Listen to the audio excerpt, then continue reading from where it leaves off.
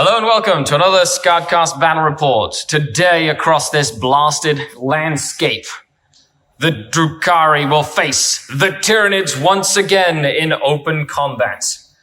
Let's begin.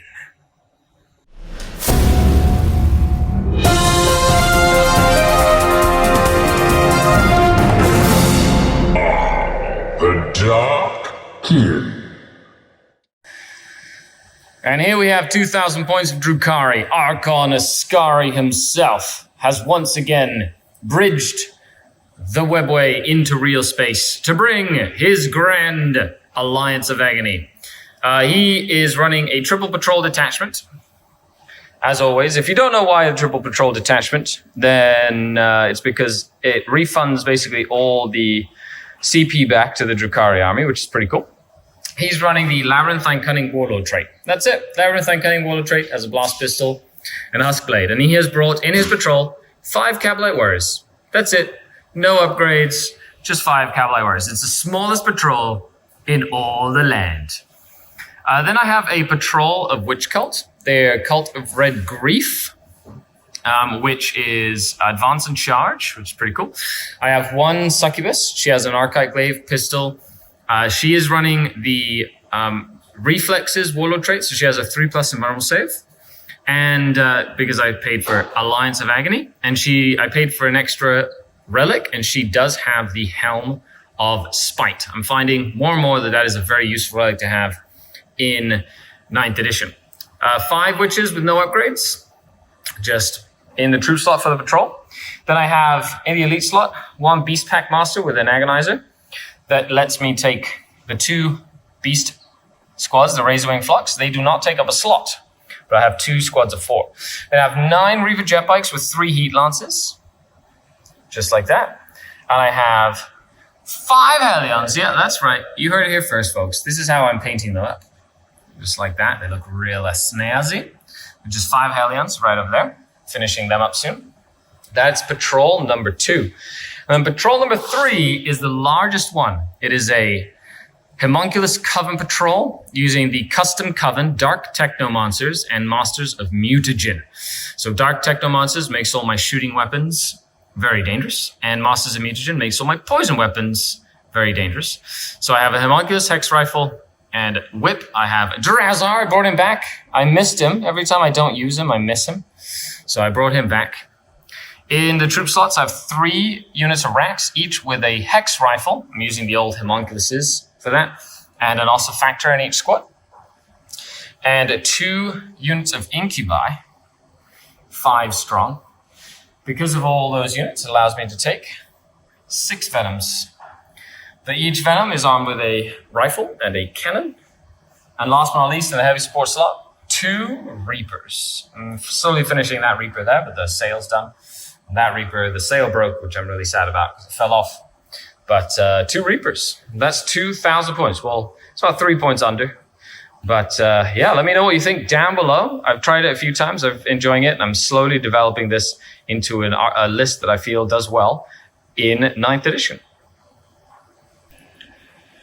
The Hive Mind sends forth another splinter fleet of bioorganisms, this time to face the Drukhari in open combat using the Blood Bowl adaptive physiologies. So we've got a single battalion detachment this time, where we have 2 Tyranid primes. One has a relic that's called something or other. Gives him a reroll to hit and a reroll to wound every time he shoots.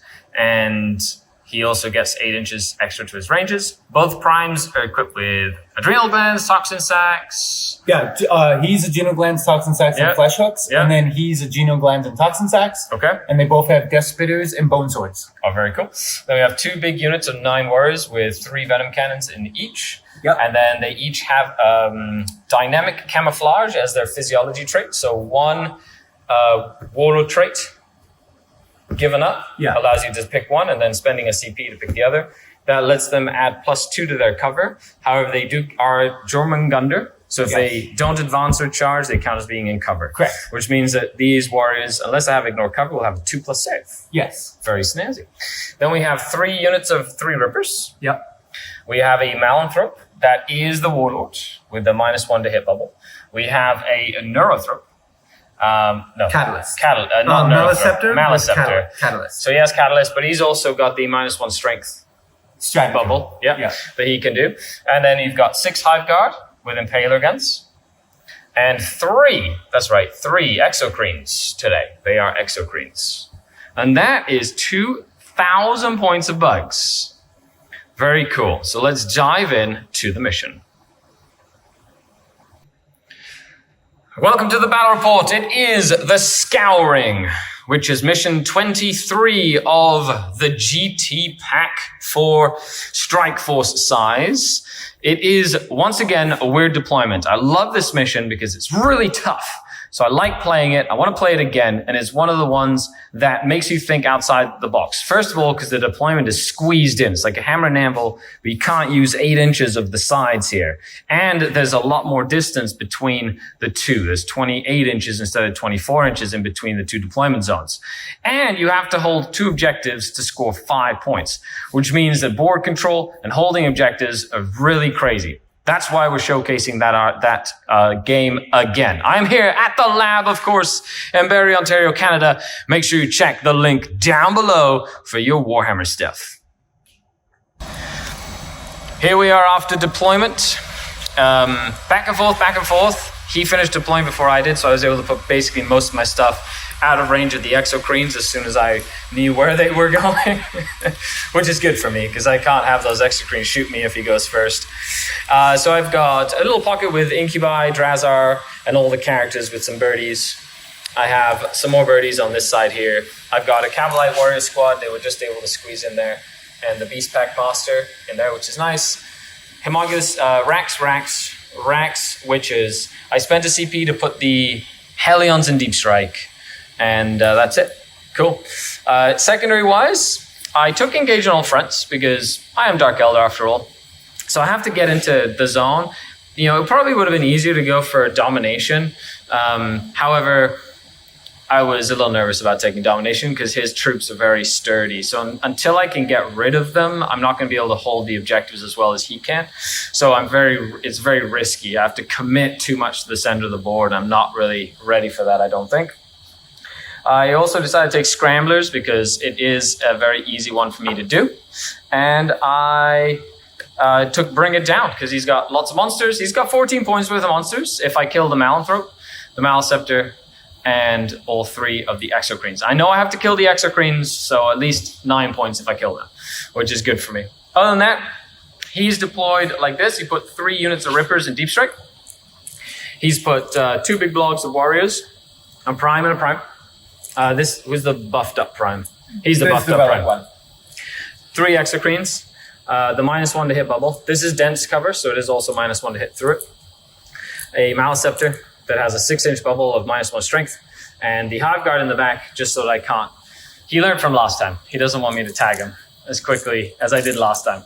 But with that, it is moving in to roll off to see who goes first. And as for secondaries, he did take Domination, which is hold basically 3 objectives in this mission at the end of his player turn. So you should be able to do that relatively quickly. He decided to Bring It Down because I have lots of tanks and grind them down, which is kill more essentially.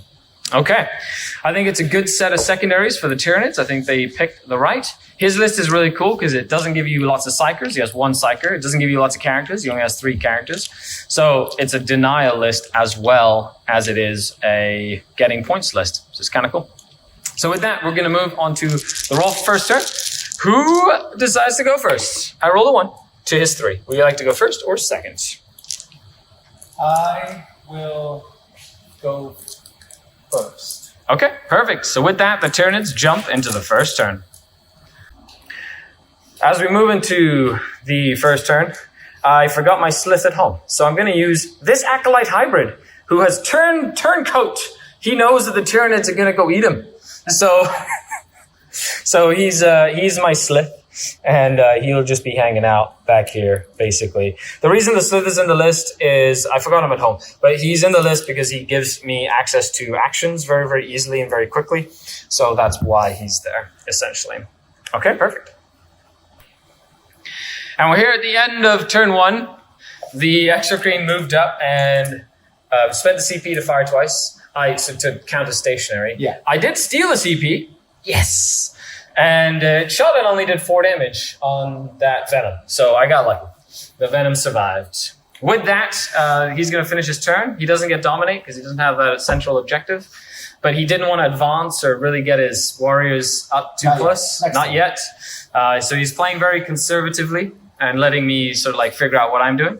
And then the Hive Guard did advance as well. They just kind of moved around back that way. So with that, we're moving into turn number 1 for the Drukhari. End of movement, turn 1. So I'm being very conservative this time because he has a block and he's moving up at me. And I have a tendency of getting too aggressive with my army, and I've learned that that's not a good thing. So, so I've moved my Reapers. They're basically going to target probably that thing there. These Venoms have hidden behind line of sight. I've essentially hidden most of my stuff out of line of sight, so those 2 exocrines are out of the picture for next turn, and the Hive Guard, and then just that one exocrine could potentially shoot me as well as the venom cannons next turn, but he has to come up closer anyway. And I put my close combat stuff here, so if he gets too close, I can pounce. And I put a couple of units on that objective over there, Beastpack Master.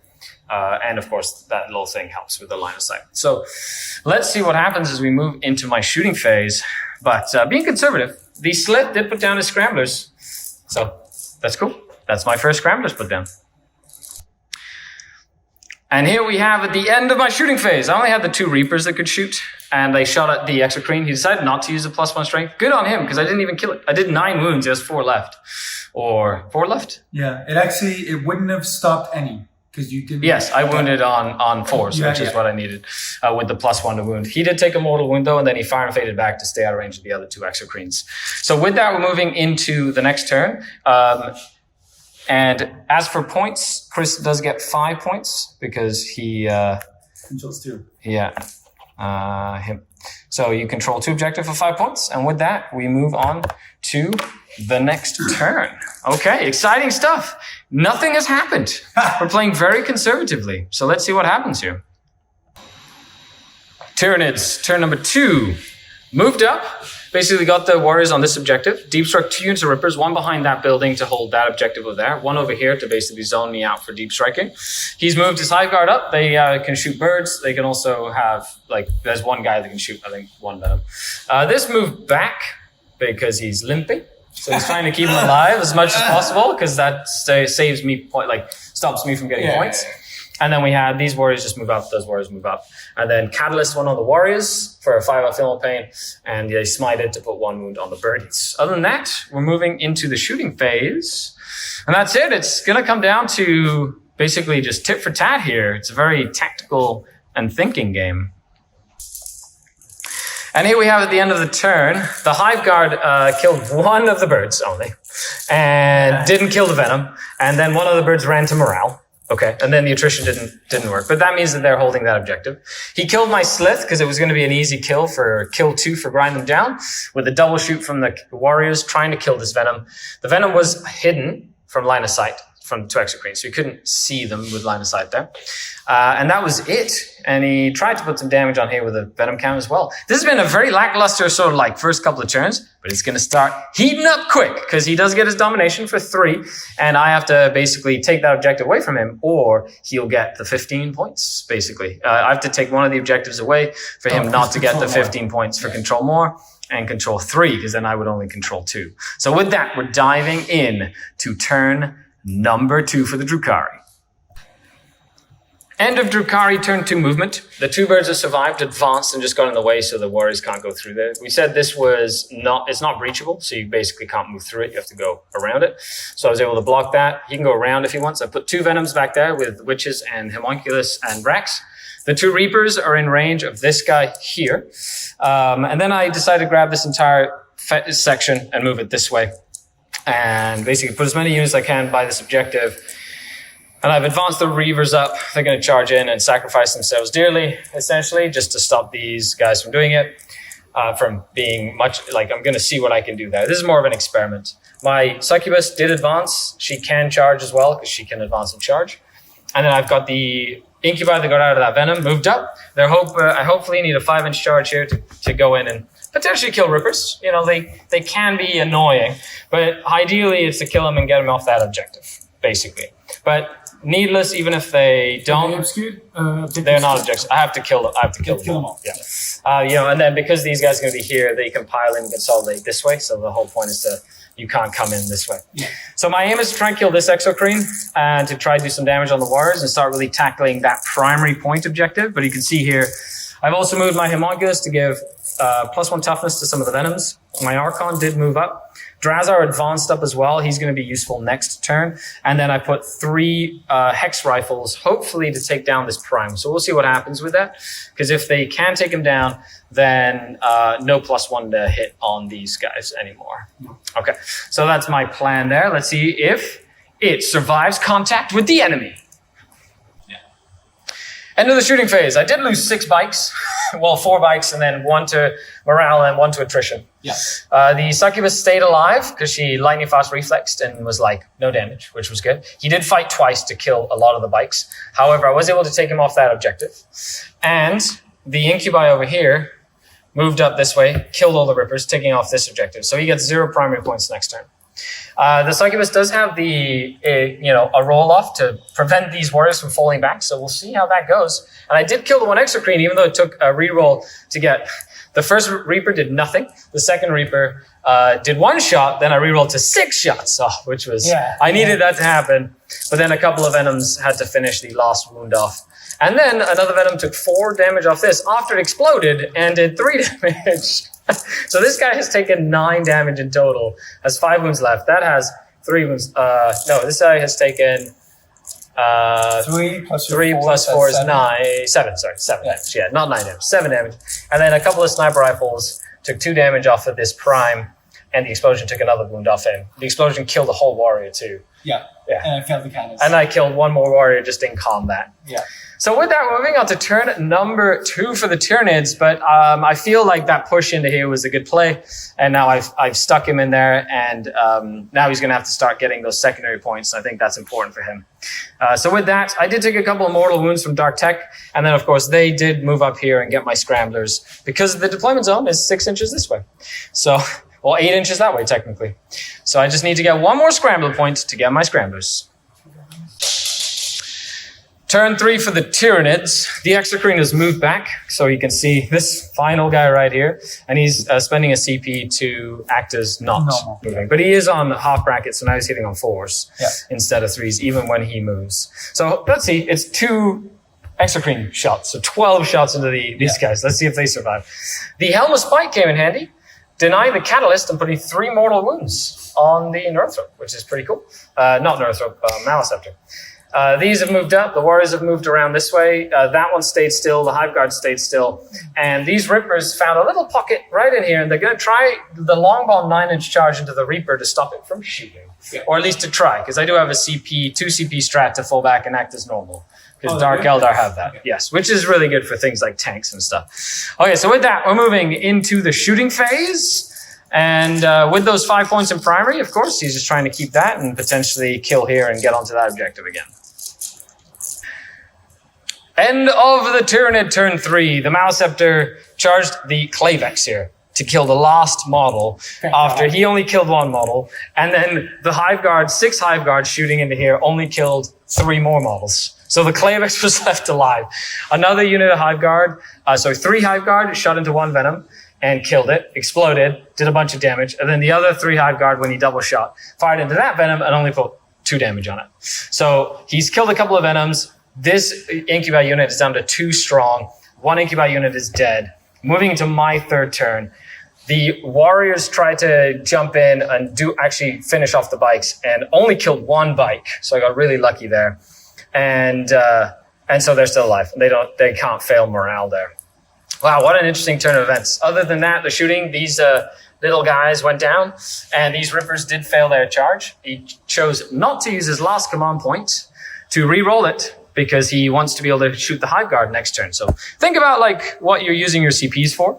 And with that, we move into Drukhari turn 3. But I do have this objective, that objective, and this objective for 15 primary points.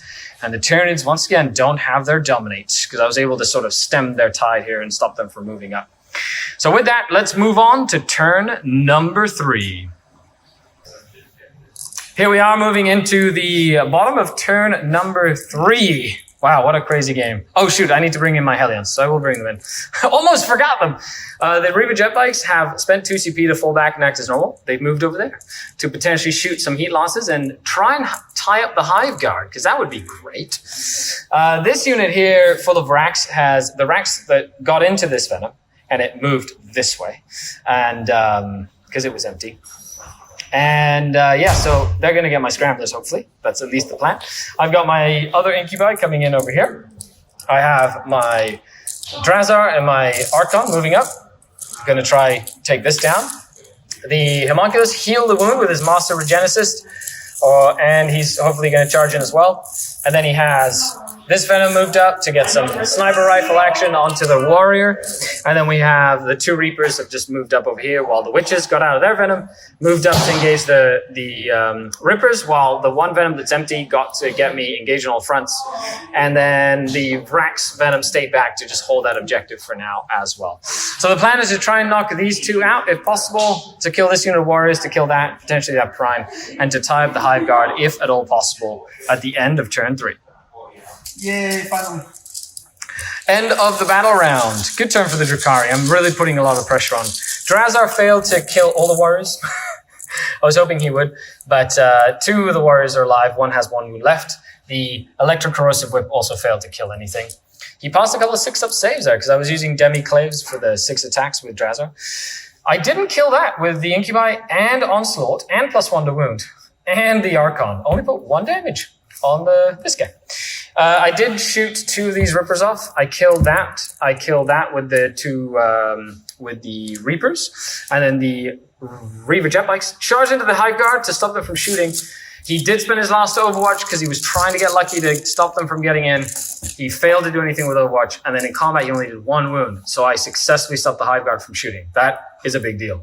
And then over here, just this big unit of warriors is untouched. But of course, since it's a blob, it has to stay close together. I really like units of 5 warriors because they can like spread out and stuff. Okay, so let's move on to turn number 4. But this time, once again, I can test that. He holds that. He gets 0 primary points. That is a very hard hole to dig yourself out of once you start losing those primary points. And we're here at the top of turn 4. This is a very tough spot for the Tyranids to be in. So we're going to play out the turn, see what happens, see how much he really wants to kill Drazar. That's his new mission. It's just to kill Drazar. So Helm of Spite did stop a smite and put 3 more damage on this guy, the Maleceptor. So he's down to 4 wounds. That Helm of Spite doing 6 damage to that guy. Whew, I love it. I was missing that in my list for sure. I really, especially with this, just all the amount of Psychers that are in the game right now. He did fall back with the Hive Guard, so he can shoot and kill the bike, so he doesn't have to worry about the Hive Guard getting tagged again. At least for the time being. He's probably going to kill that Venom over here. But he's essentially kind of pushed out that way with those guard. So with that, we're going to move into the shooting phase. And Drazar went down as a Tyranid Prime ate him with an implant attack. 6 wounds with toxin sacks. No, so the toxin sacks, he did 6 damage. Oh, sorry, 5 damage. He saved 1. He lived with 1 wound. On a 2+, he implant attacked Drazar. Drazar explodes. He died. Yeah. So Drazar died. However, he put 3 wounds with a decapitating strike on the Maleceptor. And then Archon Skari killed the Maleceptor. Yes. Very excited about that. Which means I am going to be spending a 1 CP to make that, to give him +1 attack, +1 strength. Because he killed a character in close combat. Oh, nice. They're not characters? Oh, no. Yeah. No, they don't have the character keyword. No. Oh, character. That's a shame. Okay, well, never mind. So no soul trap for him. Yeah. Although he's going to try and kill this thing next. So with that, moving into the last turn, I'll be able to get them out and move them. Oh, on a 4+, you take a mortal wound.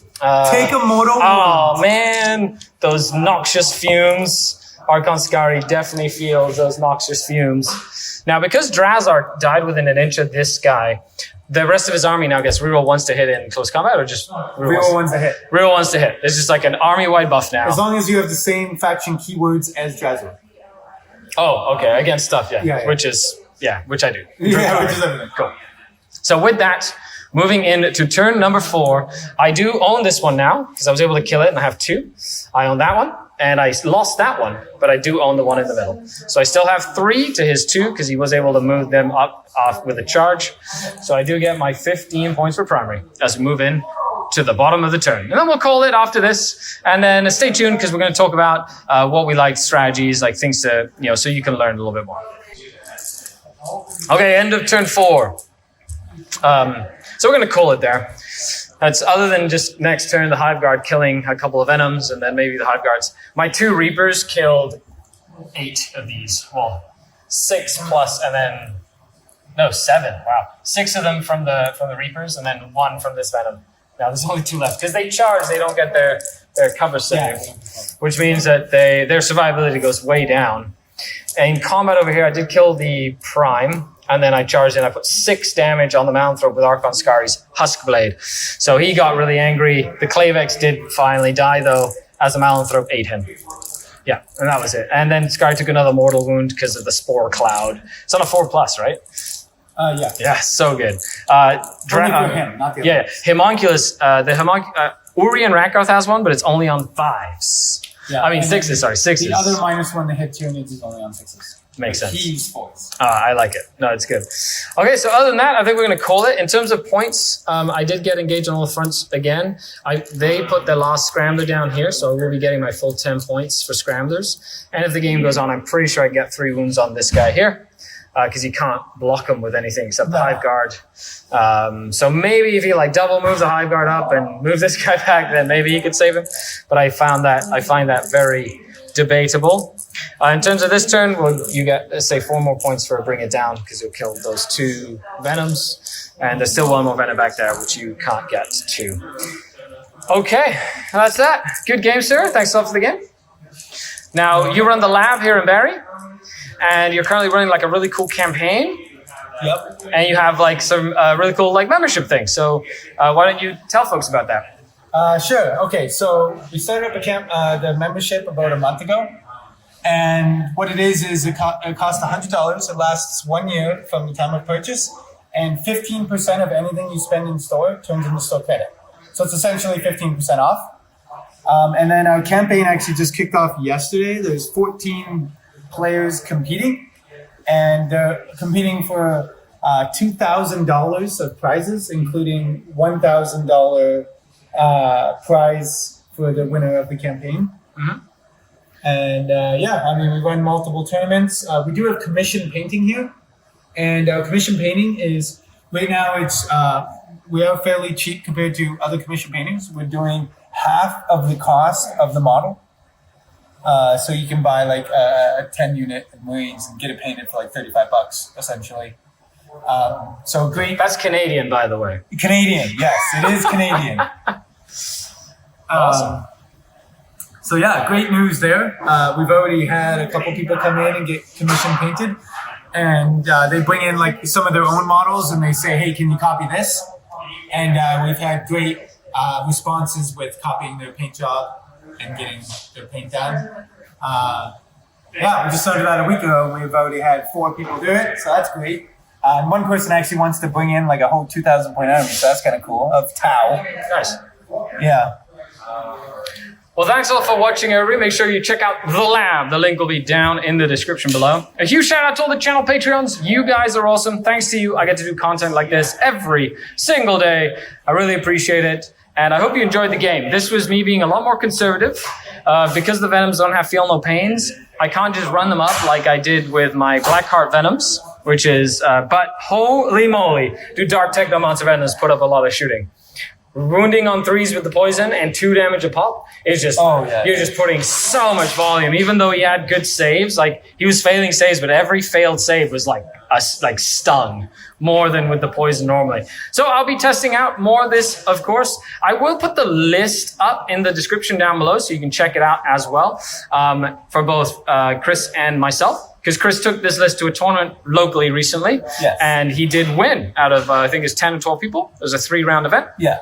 Got the most battle points out of everybody, and he played a good variety of different players. So it is a tested list.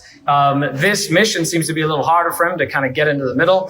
However, I feel like if the Tyranids would have advanced forward and just got everything in the middle of the board, it would have been a lot harder for me to push him back before he got enough points to I would offset have his picked losses. up every warrior if they advanced. True. I would have picked up with your overcharge thing. The fact I that would have picked up every they warrior. killed 6 and I was rolling meh. Yeah. Right? I would have easily picked up every Those warrior. two Reapers, man, they're so good. They just murdered everything. Yeah. All right, well, thanks a lot for tuning in, everybody. I've been Skari, your grateful host, signing off until next time. And we say, the Dark Kin. Bye, everybody. Just a note, at the lab, they do buy your used models, so make sure you come down to the lab. And if you have some used models, they will give you cash for your models. Or store credit. Or store credit. Look at that. There you go. Exchange your models. Yeah. So if you bring in used models and have the membership, that's essentially buying new Warhammer at 40% off. That's awesome. I love it.